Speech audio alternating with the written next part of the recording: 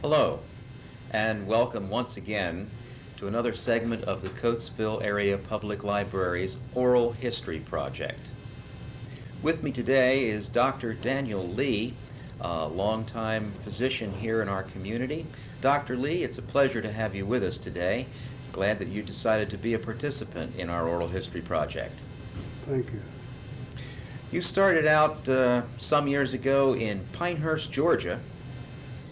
So you're not a native Coatesvillian, but you did come to the Philadelphia area when you were just a very small child, I think 1 year old, you told me. Something like that. And you grew up going through the Philadelphia schools and decided that med school would be a good thing for you to get involved with. And you wound up coming out here to the Chester County area to attend Lincoln University, is that right? That's right. Tell us what Chester County was like in those days. What do you recall of the area then? Chester County itself, first place, my father's the one taught me into becoming a doctor. Chester County was, I would say, slow in its development. In those days, I really can't remember anything outstanding about it. It was a growing place. It has now become the richest county in all of Pennsylvania. Yes. Because of the fact that there's so much industry and so much business. I grew up in Philadelphia County. Lincoln University is located in Chester County. So I don't know too much about the county in general. I know now since then because I live in West Bradford Township and I chose to practice medicine in Coatesville. But when you first came to Lincoln University, that would have been what year? That was in 1930, let me see, 1935. 1935, I enlisted at Lincoln University and graduated in 1940. I lost 1 year due to the lack of funds. What do you remember of transportation back in those days? What was it like to get around during your days at Lincoln? You always found a crowd on the turnpike, on the route number 1. Lincoln University is located on Route 1. And when you went anywhere, you got out there and you thumbed. You used the old thumb to Washington, thumb to Baltimore, thumb to Philadelphia to save money, or you hop a ride to somebody that had a car. Buses ran by, so we had our means of getting around. The most common one for me was to use the thumb a ride, and say, "Thank you, Mrs. Thank you." And cars go down Route 1 going everywhere. And if you stood out there long enough, you got a ride. Bound to hook a ride eventually. Yeah, you did. Well, you eventually left Lincoln and attended medical school in New York, is that right? In medical school in Washington, D.C. In Washington, my mistake. Yeah. Howard University School of Medicine. And that's located right in the city of Washington, D.C. You want to go ahead with it? Please. And then upon graduation from Howard University College of Medicine, I enrolled as an intern at Harlem Hospital in New York. I had applied to I was hoping to get Harlem because it's such a big place, and I wanted to see a lot of material which would make me a better doctor. And I jumped for joy when I got accepted into that internship. And it did pay off because it helped me a great deal. In fact, it gave you enough notoriety to have Lincoln University ask you to come back again, but in a much different capacity this time. Oh, yes. Lincoln University sent a couple of delegates up to Harlem Hospital. They knew I was one of their alumni, and so they sent them up to ask me when I finished that internship, would I please come back to Lincoln University, not only as assistant professor of college hygiene, but also as a school physician, athletic and otherwise. And I thought that was a nice way to start out, and so I did. And 2 But- years there. But I stayed there about 2 years, and in those days, colleges like Lincoln University, which was predominantly black, not all black, but predominantly black, they were poor. They couldn't pay much. I know Dr. Bond, the president, I say 2 years because they'd given me a break in graduating me, so I felt I owed it to the school to stay there. Because what happened, a group of ministerial association from Pottstown, Pennsylvania, came out to the school and asked me to come to Pottstown as the first black physician, and unfortunately the last one ever to go to Pottstown. And so I put in 2 years at Lincoln, then I left Lincoln and went to Pottstown. And Lincoln, naturally at that time I was married and had to make more money for my family. I understand. Mhm. Yeah. And you were in Pottstown for how long? And I was in Pottstown about 8 years. Now,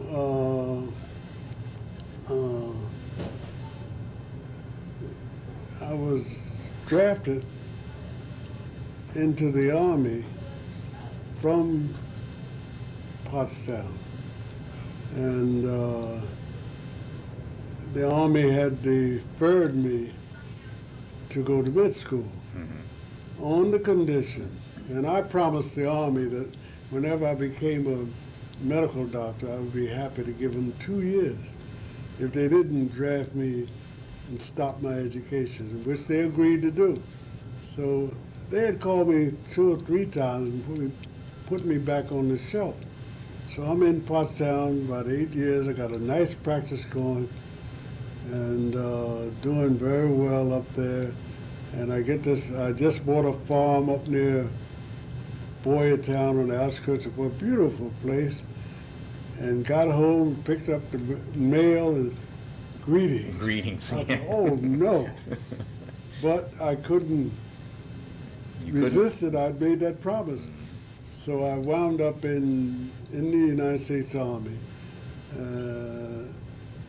on the Rhine River near Dexheim, Germany, taking care of 500 women, American women and children, and 1,800 soldiers. I taught and trained medics for a couple of years in the United States Army. And I don't want to, shall I go ahead? Please. Yeah, and then I came out of the Army after my 2 years was up in the Army. They asked me to stay. While in the Army, I won a citation from the Surgeon General of the United States for writing the best monthly sanitary report in the entire 7th Army.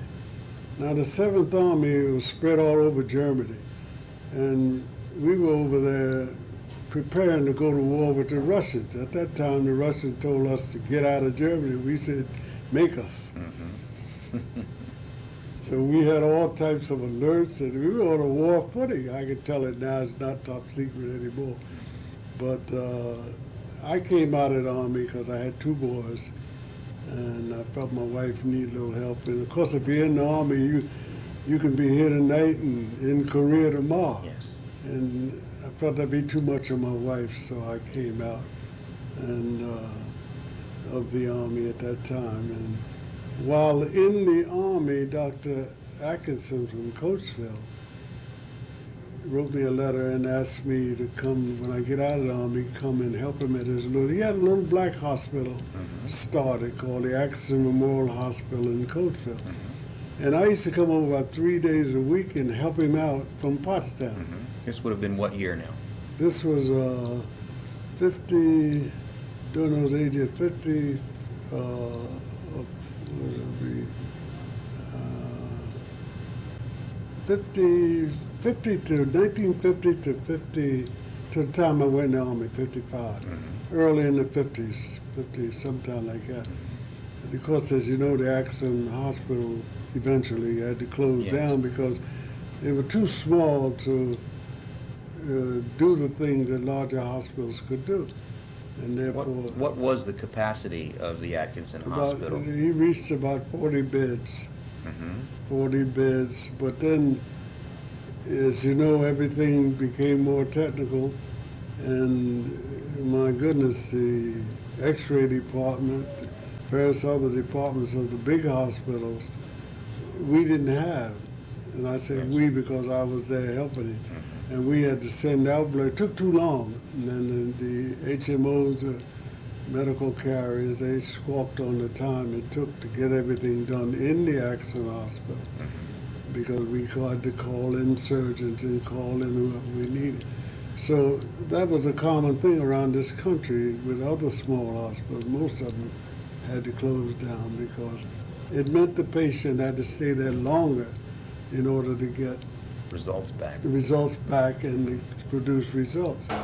And that way, and therefore the hospital closed. Of course, by that time, I got on the staff of the Coatesville Hospital, the old Coatesville Hospital, which is now the Brandywine Hospital in Coatesville. Yes, but we're talking about the old Coatesville Hospital Yeah. up on what is commonly known as The Hill. That's it, the On- old, and I got on the Above staff. Strode Avenue, was it? Yeah, that's it. I got on the staff of the old Coatesville Hospital, and, well, I came here. Which I had of to course close- had a much larger capacity. Can you recall how much more? At the Coatesville Hospital? Yes. Oh, gosh, they had about 200 and, I think there were about 200 beds at that time, but they expanded. But to say they had so much, they had all the equipment, diagnostic techniques and everything that a modern day hospital would need. Going back about 25, 50 years below that, all you needed was, they didn't do all those tests.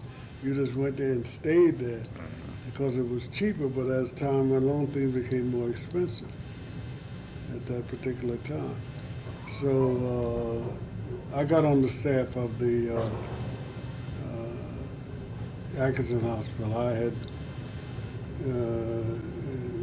at that particular time, coming out of the Army, because Dr. Atkinson had written me while I was in the Army when the time was up to come to Coatesville, Sure. which I decided to do. I didn't go back after the Army to Pottstown. I came into Coatesville, and so I've been here ever since. That was really your first experience with Coatesville, or did we happen to be one of your stops while you were attending Lincoln for any reason? No, I No? never got to Coatesville from Lincoln University. I heard about it, but I didn't know too much about it. And But you never thought you'd be all the way to Germany That's right. and That's Harlem right. and, I and never back this dreamed- close again to into that's Chester right. County. Things really happen. And of course, then that's cool. So then I spent all those years in Coatesville. And I was at the old Coatesville Hospital, the new Brandywine Hospital, and they saw fit to, a few years ago, to make me an honorary member of the medical staff at the Brandywine Hospital.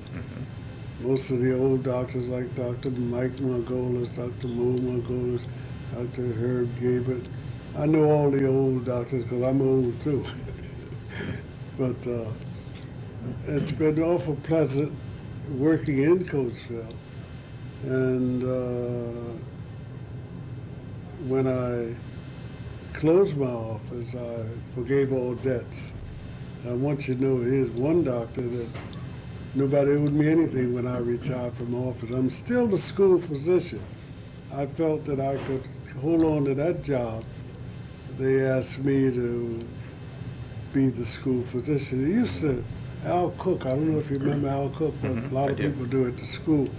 He used to get me to come over and examine the wrestlers at the old Coatesville High School. And I would do it on a voluntary basis, not even thinking of charging them anything. Then they came and wanted me to be the school doctor. I was so busy. See, in the old days, we were taught and trained to do everything in medicine. So I delivered babies for about 35 years. Wednesday was my little minor surgery day in my office. We did it all that we could do, you know. And we did that, and of course,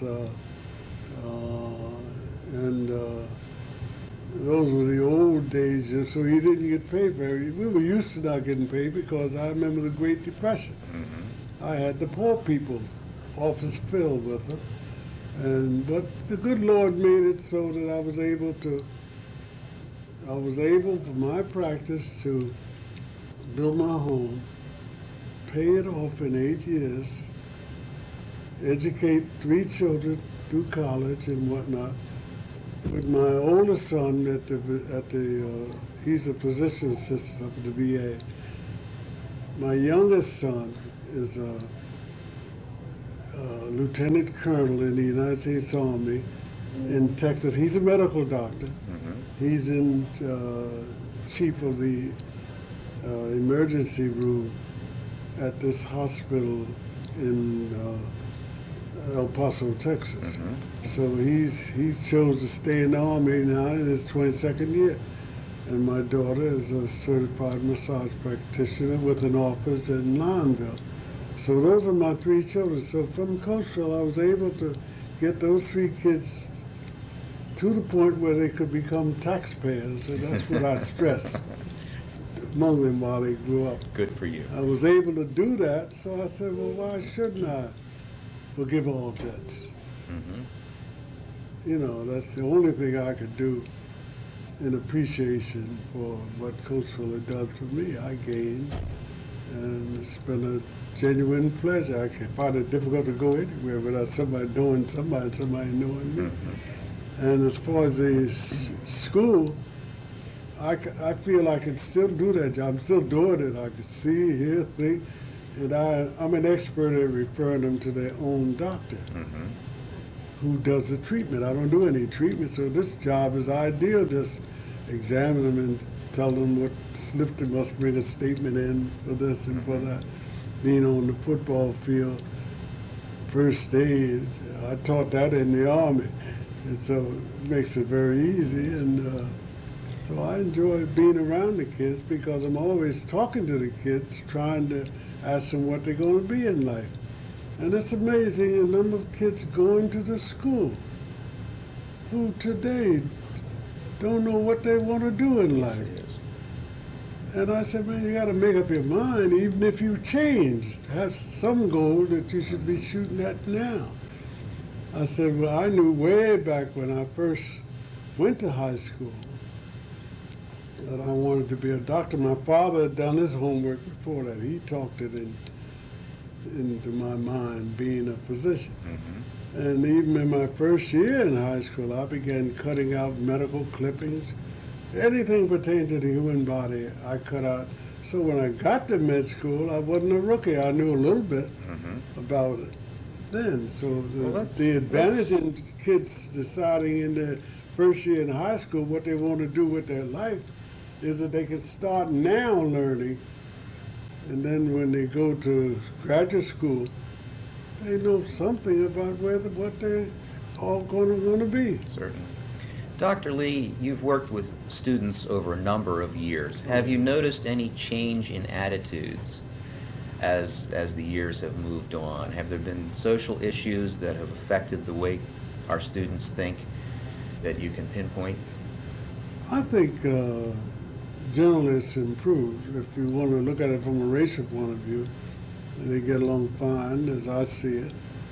The kids, I like the kids, and I've had no difficulty with any of the kids, white or black. And one reason I like this job is the kids. And I like to be talking to them like I used to talk to my kids, about becoming a taxpayer, be able to help somebody. All the boys on the corner in Coatesville said, go up Doc Lee's, you don't need no money, when an emergency arose. And I never turned anybody down yet. And so you like to feel that you're not in it just for making money, but you're in it to help. I delivered baby, did it all. And then I said, you got anybody? So you couldn't turn anybody down. And for certain social conditions, you felt that you had to do what you did could. because of the community. See, a doctor feels that he's obligated to the community to eliminate any infectious or contagious disease. And for that reason, you buy pills out of your pocket and you buy injectables out of your pocket. You clear that patient up whatever they have, so whatever they have cannot be spread in the community. That's, Yes. you know, some people don't realize this, but this happens. Let's talk for a moment about advances in medical technology, since you mentioned that earlier.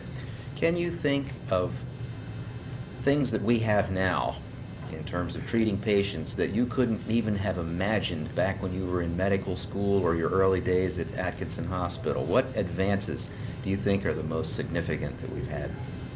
Oh, gosh, so many. You kind of catch me. CAT scanned, I'm not able to talk about it. They didn't have that when I went to med school. So many diagnostic techniques. This thing, ways in which to determine where the trouble is in the brain, even surgery. I think if I recall one surgical operation on the brain, that was at Harlem Hospital. There were so many things that were not being done when I came along that are being done now. It's a new day. And so many new drugs. I have a tough job reading all the new stuff that's coming out. And it's fantastic. The old days, you admitted a patient to the hospital, you ordered the x-ray of the chest, electrocardiogram.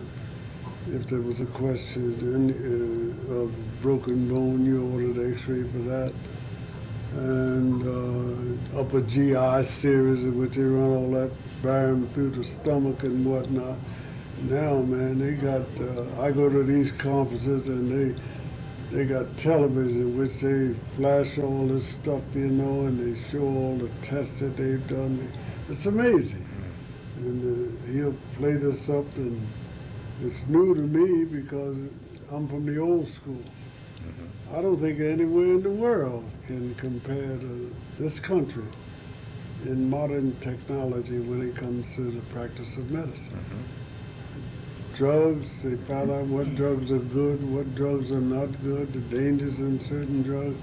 It's just amazing. If we look at the different lungs, the heart, the kidney, they're even doing all kind of surgery on the heart now. They even got certain drugs and things that unheard of. I never got a chance to try them because I retired, but I keep reading about it. And it's very difficult for any nation to even come close, in my opinion, to matching this nation when it comes to medical technology. I would say we stand alone. We got the Russians and everybody beat. And so many changes over such a short period of time.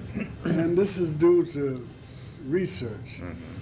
One of my granddaughters, she wants to go into research in medicine. And it's going on all the time. Studying this, studying that, eye operation. You just name any part of the body. They just weren't doing that when I came along. They're doing everything now. It's quite a bit different from your early days at the Atkinson Memorial Hospital, That's right. which I should mention was located on Chestnut Street. 824 Chestnut Street. Yes. They now have, they've turned it into, I happen to be on that board, A community center? it's partly community center, and they have housing there for the poor, several apartments. They also take in about 100 homeless to feed them every day. They're doing several things for the community with the hospital building. You know, it's all changed. It's really, it's an asset to Coatesville. I'm sure it is. And I have a picture. They have a picture up in the building. I'm one of the many pictures up showing when I was on that staff. Actually, I came in Coatesville to help Dr. Atkinson with his small black hospital. He had written me a letter saying he needed support, come on back in. And of course I dreamed that we could tear down half of the houses eventually, and maybe I could help be responsible for them. I couldn't see the hospital closing at the time.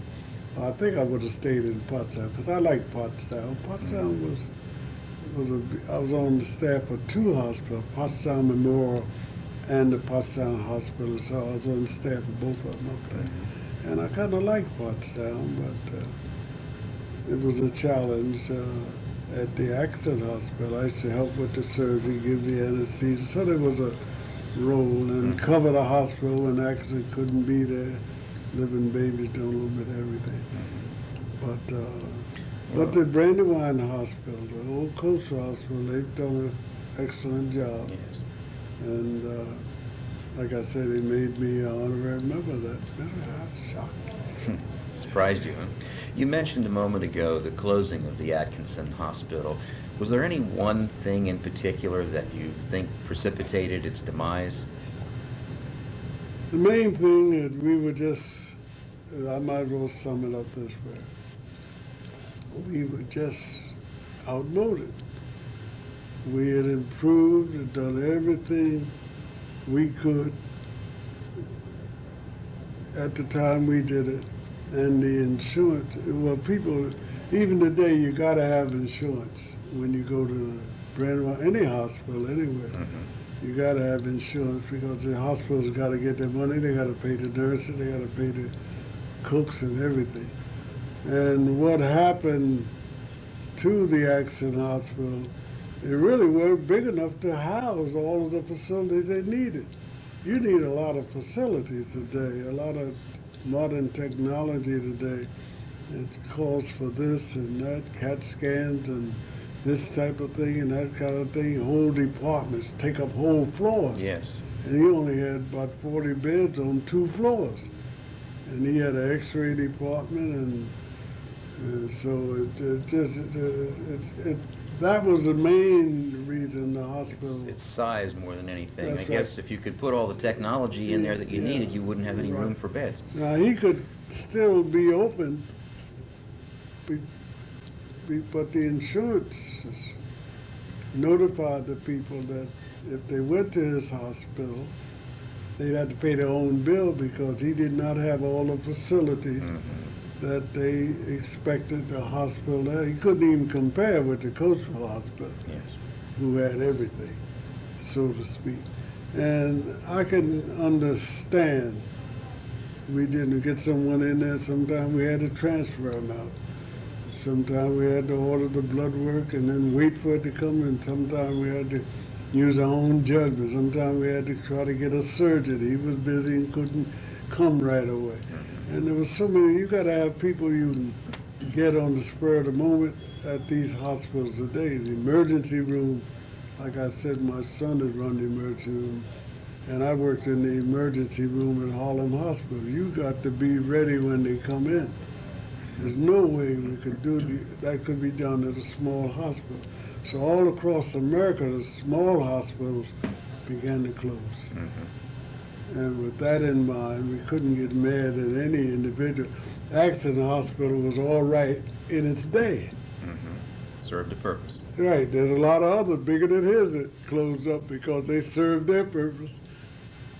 And then the bigger hospitals, like the Unit of Pennsylvania and Jefferson and Hahnemann, they had everything, you know. And you get any specialist in a matter of minutes. That's impossible at a small hospital. Facility. Yeah. Yes. Matter of fact, many of the specialists don't have time to fool around at a little hospital because they're so busy at the big hospital. So the people just lie there, and you do the best you can for Yes. them. You follow me? I do. Dr. Lee, let me ask you, in your years of dealing with students as a school physician, have you ever treated any students that have gone on to become notables or celebrities in our society? I think Rip Hamilton, I don't know whether about treating him, but I've examined him here. Rip Hamilton, is he a basketball star? I think we have one. And that's something that concerns me because I'm always saying that I'd like to see Coatesville helping the Eagles. Well, that would be a novel idea, wouldn't it? You get it? Yeah. I'd like to see Coatesville helping the Dallas Cowboys. I'd like to see, I feel better, somewhat at home, but it's Coatesville itself is in such great competition. And that's the only way you can look at that. But there have been some kids that went on, quite a few, maybe 15 or 20 who became doctors, but Coatesville was too small. They didn't want to locate it. They settled in California and New York, and they wanted the big places. Well, I didn't go to school there either. I went to school in North Philadelphia. And look, everybody thought I was coming back to Philly. Boy, I'd be glad when you open your office. I wasn't opening my office there because I knew them. And, you're a little scared. You like to go somewhere where you don't know anybody, and then you're based upon your performance. If you go somewhere, you feel that way anyhow. You go where you know everybody, why? Commonality, like being in business. You say, well, it might be better. You feel that way in those days anyhow. Yes. Well, their loss is Coatesville's gain.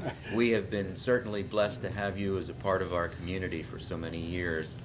And we are certainly blessed to have you as a participant in our oral history project today. I know the Atkinson Hospital has been a little-known part of Coatesville history, and you have certainly shed some more light on it for us today and helped to fill in some of those missing pieces, and we will always be grateful to you for that. Yeah. I might add that when Dr. Atkinson came to this town, he originally grew up in Georgia. And when he came to this town, at that time, they were not admitting Jews or blacks to the staff of the Coatesville Hospital. And this is why he started his own little hospital. He kept that thing going quite a while, so but that had changed, but this is why he was forced. He used to have 4 beds when he started out. And the only thing he put in there was maternities in those 4 beds. And his home, the only thing separated the hospital from his home was a door. So he was pretty much on call all the time. All the time. He did. I got to give him credit. He was on call all the time. And he did a job. And of course, that's why I came. I realized he would need some help. Okay. Well, But he also is an honorary member of the Coatesville staff. All of that changed. Although he never worked up there, they still changed all of those. Like so many things that change, and whatnot. And that's really my reason for being in Coatesville, was to help them out. And I enjoy being school physician because I've been able to help a lot of kids. I like kids. Well, I can only share again that we've been very glad to have you with us and to share your talents with Coatesville and the Coatesville School District. And I thank you again for being with us today, Dr. Lee. Quite welcome. I feel highly honored for being here. And once again, Dr. Lee, I want to say thank you for being a part of our project on behalf of the Coatesville Area Public Library.